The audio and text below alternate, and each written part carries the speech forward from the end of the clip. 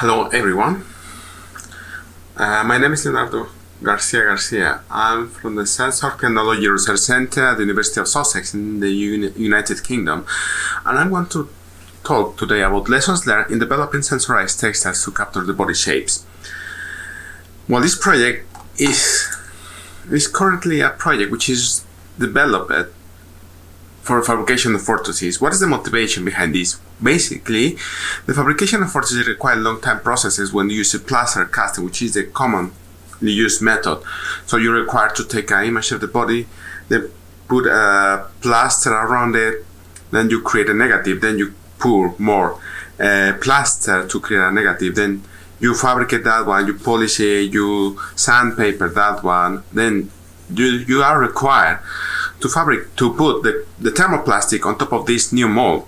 So you fabricate the new orthoses. When you have this one, obviously you have to polish it, you have to fit, you have to see if there's a perfect fit in this one. Well, this process is long and also require a lot of skills from the practitioner and the technicians developing these orthoses. So new methods for fabrication are available, which are 3D printing or CNC. However, for these methods you require a 3D model, and a new method that has been used is 3D scanners or photogrammetry, so where you have to scan the part of the body. One of the main disadvantages of this method is that you have to position the part of the body, so the practitioner needs to hold the part of the body, and the hands of the practitioner interfere with the capture of the body, so the model is not as accurate as desired. It can produce some errors. Therefore, based on this necessity, we decided to create a shape sensing textile for human body measurement. It can be used for human posture tracking as well. This textile will contain flexible and stretchable sensors, so we can capture the image of the body. Then they can be transmitted to any device and imported into CAD software, so we can create a 3D model of this part of the body. And this can be used for the fabrication of processes or orthoses, for image acquisition to create real models, for gaming, for posture tracking, for rehabilitation, or even for fit clothing as well. And how are we planning to do this? So we have developed our first prototype. This prototype is a stretchable textile, and it has commercial strain sensors. The commercial strain sensors are able to change the resistance based on the elongation, based on the strain on these sensors. So the first prototype had 64 sensors, so 8 rings or 8 sensors each of them. Well, the main drawbacks of this is the long recovery time, and as these sensors only act by reconstructing the strain, we can only reconstruct the edges that have the same equal length, as we didn't consider the angles. So how are we going to reconstruct the data from the sensors into a model? Well, we also developed an algorithm. The algorithm has a mesh, and the mesh is proportional to the number of sensors. So each of the sides or edges of this model is one length of the sensor. This is a representation. This is just an example that we have here with 16 sensors in the cross section instead of 8. So as we can, with this simulation, we are able to change and to simulate with the performance with one configuration or another. So we can use 8 sensors, 64 sensors. So it is the advantage of the simulation. Well, the simulation works as we have a target shape, which is the gray shape that we have here, and the inference shape, which is the blue one. So the algorithm is going to compare both dimensions of each of the lengths, And using the gradient descent function is going to approximate a loss function. This loss function compare in every iteration the square of the difference between the edges. So it's going to take the length of the inference shape of each of the edges of the inference shape, and it's going to compare with the length of each of the edges of the target shape. Then it's going to try to approximate them. Okay, and this works perfectly for cylinders and for cones as well. But what happens when we have some angles? As this model is under constraint, when we try to put here some ellipses or different shapes, the model doesn't run because we are comparing only the edges and the length of the edges. So the model works perfectly as it's able to reconstruct the lengths of the edges. However, doesn't take into account the angles, so fails to reconstruct the angles, so fails to reconstruct the shape. So we have to add more constraints. Why? Well, because we need to match also any shape that can have any kind of bump, any different geometry, just than cylinders. So the next prototype, we overcome the material process and the angle process. So we develop in some material using Niko and carbon black to create a piezo-resistive polymer. And then we fabricated strain and bend sensors. These sensors are fabricated with the same material. So for the bend sensors, we prevent strain by adding fettuccine here, fettuccine, which is a cotton thread, so that the sensor won't be able to stretch. And we interface them now embedding inside of the sensors thin copper wires. However, as the difference between the stiffness on the material, the piezo-resistive polymer, and the copper wire is significant, the copper wires have a poor adhesion, so they come out easily of the sensors. And this happened after 4 cycles of calibration. So how we solve this one? Well, to solve this problem also we use filament wires, which are thin filaments, but these thin filaments are thinner than the copper wires, and these are copper filaments as well, but also they have like a jar which is fiberglass.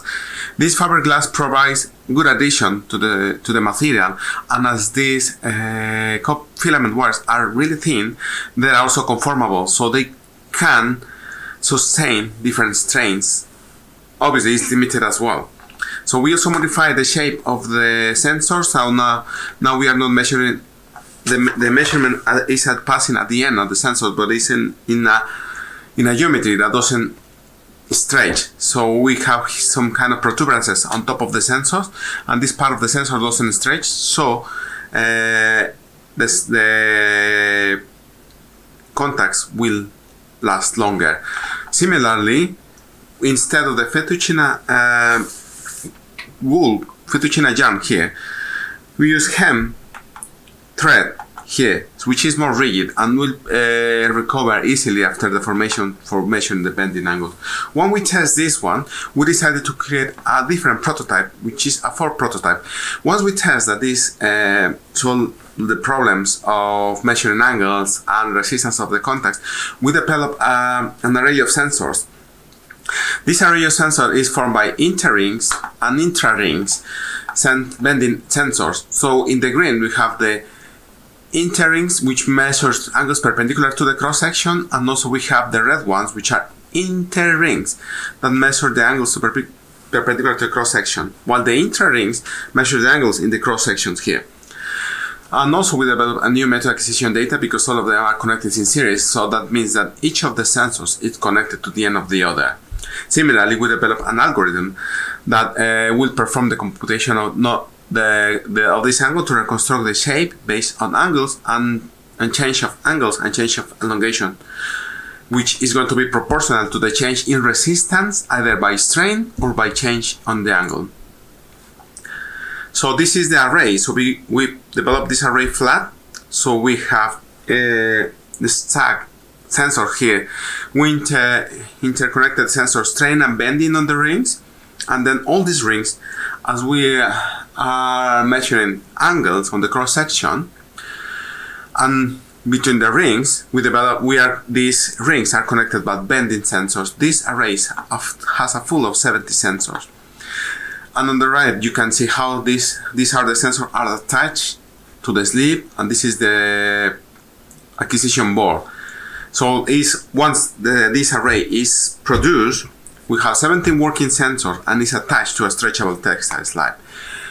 And then we produce to generate an algorithm that will reconstruct the shape. For this one, we use the same principle. We use a gradient descent function that is able to approximate a loss function, but now this time we are not considering only the length of the sensors. We are considering also the angle measured by the bend sensors. As we have two different bend sensors, this is the algorithm. See, it's going to perform the sum of the difference between the lengths and the difference between the angles of the cross section and the difference between the angles perpendicular to the cross section. But it's not only this, we have also some lambdas here, lambda 1 and lambda 2, which are weighting factors. These weighting factors are going to produce more importance to the parameters here. We set up a higher importance to the length, which is lambda 1. So when lambda is equal to 1, it's going to produce a lot of importance just mainly in the edges. Right? So as we reduce between 0 and 1, it's going to change the importance of this one. So we are going to set up the importance to the angles as well. Also, we have lambda 2, which as we are more interested in produce parts of the body that doesn't have many changes perpendicular to the cross section. We can focus mainly on angles in the cross section. So we use lambda 2, which is going to give more weight on the angles in the cross section. And lastly, we have less angles on the perpendicular to the cross section, but obviously they can change if we have more complex shapes with angles perpendicular to the cross section.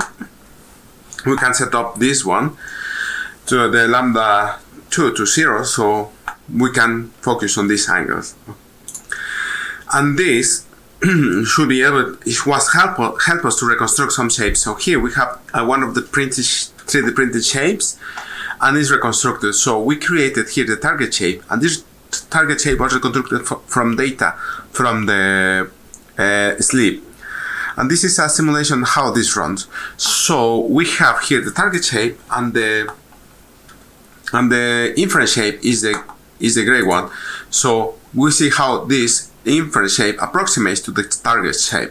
In this case, is the configuration that we have 8 sensors in each ring, and we have 8 rings with 3 rows of bending sensors. But as you know, the simulation can help us to set up what is the best configuration of sensors, so we can get a more accurate images. We can also test this simulation using Stl models. Here is an Stl models of an actual scan model. If you see here, it has some error here. Where is the upper part of the foot here? So we take part of this Stl shape. We create our target shape with 12 rings in a model, and then we measure the data. So we create the data. We create a target shape here, and then we are able to reconstruct the shape here. So we have here the target shape we simulated and how it is approximated to the Stl shape, and in the simulation here we can see how the inference shape, which is on the outside, approximates to the generated target shape that simulates the data acquired from the sleeve.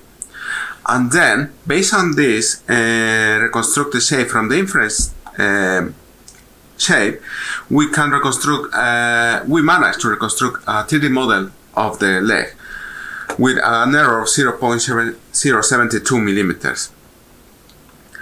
And how we know this is the data? Well, also we have some issues with the calibration here. We have here a simulation of how this sleeve works. We have in rest state, and then we put it here on an image with bump. And here in the video here, we can see the changes for each of the sensors, how they change based on the strain or bending. So we have sensors on the bump and sensors opposite to the bump. We can see how the resistance changes. And there is a problem here. You will ask, okay, why do we have higher resistance when it's at rest than when it's not at rest? Well, that's the problem of the interfacing of the sensors. As the difference on the stiffness between the wires, the filament wires and the copper wires is high, after the calibration, they become loose. In this case, they lasted more than 200 cycles. However, after this time, they became really loose, so they have some problems with the measurements. And then, so despite of this, we managed to get some measurements here of the resistance, how they change, how we measure the changes, this one, based on the different shapes that we have. So for this one to test, we developed some Stl models that we use for the calibration and for 3D printing.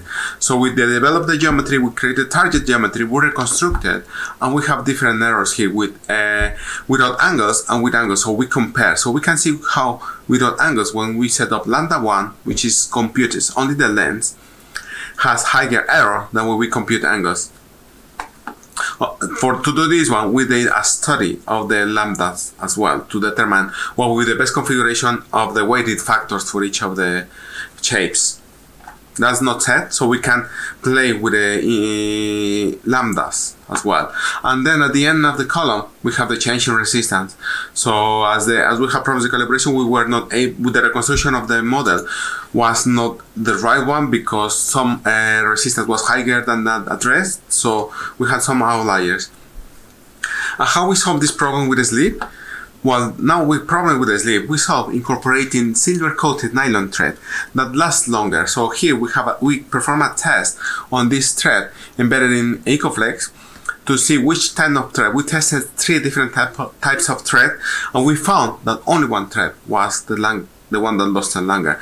And now this is the actual model that is working. We are doing the calibration and is under work on this one. This is how we approach this one, so we are confident that the material we develop here will be able to be used to reconstruct some shapes.